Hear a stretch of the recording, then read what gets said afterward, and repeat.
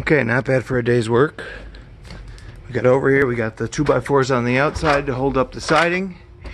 And then we laid out and notched all the way down through, as you can see there. So now we can build our LVL permanent beam in place. If I had helpers and stuff, I guess you could make the thing and set it up in there all in one. Just being one guy. Eventually the whole post is going to come right out of the corner to make room for the new bearing post. And now every one of these 2x4s is superficial.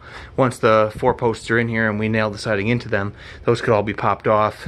But I'll save that work for when the time comes after concrete to replace them with a 2x4 that truly a stud that goes right from the floor plate to the bottom of the beam. That's something that can happen in the future. We can move right into that maybe on this project, but it'll at least be last, if not later.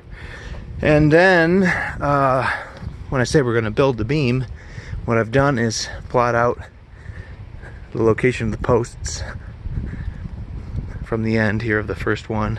This will go into the far end, so there's a post in the corner, and I do it like this because I like to, these brackets are designed to be nailed in from both sides, so I'll nail it in on the far side that'll be behind the siding, and it'll go up like this.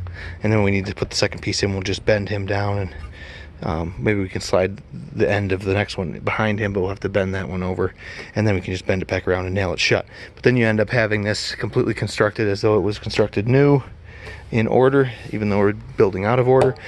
So I'll set this up, take this in there. This is the full 16 foot, just rough. I made sure the ends were at 90.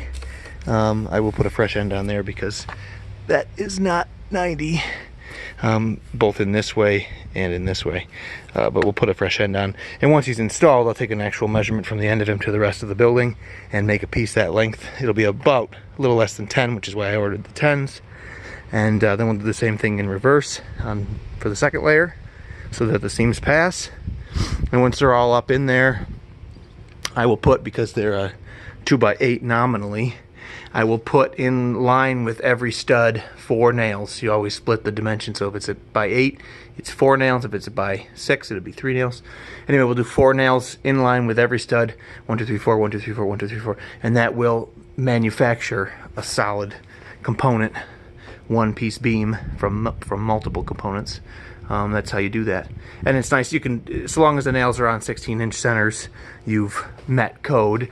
These studs, I believe, maybe they're at like a weird, where's my tape measure? I keep wanting to say they're at 12 because they look narrow to me, but I don't think they're at 12. They are, no, they're at, they were supposed to be 16. If anything, they're a little greater.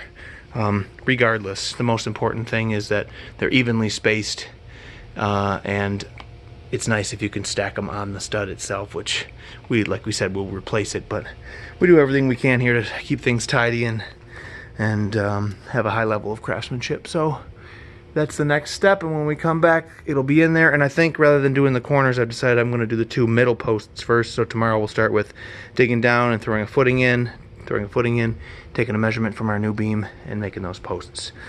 So when we come back, that will be as far as we've gotten. All right, thanks for watching. We'll see you.